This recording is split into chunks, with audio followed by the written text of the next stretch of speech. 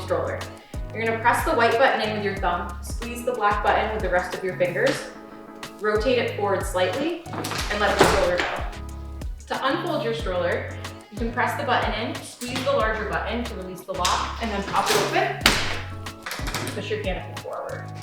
Or, you grab it by the push bar, pop it open, give it a little shake,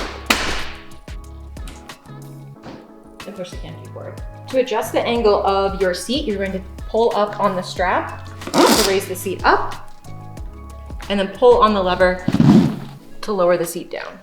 Here's how to attach your newborn cocoon. You're gonna start by taking the bumper bar off, reclining the seat all the way back so it's nice and flat, and then rotating the footrest up to pull out the cocoon.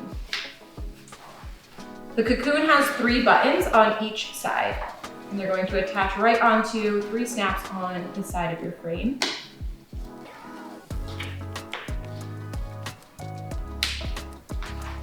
And then if you extend your canopy all the way forward, it's a nice little napping spot for Bēbee.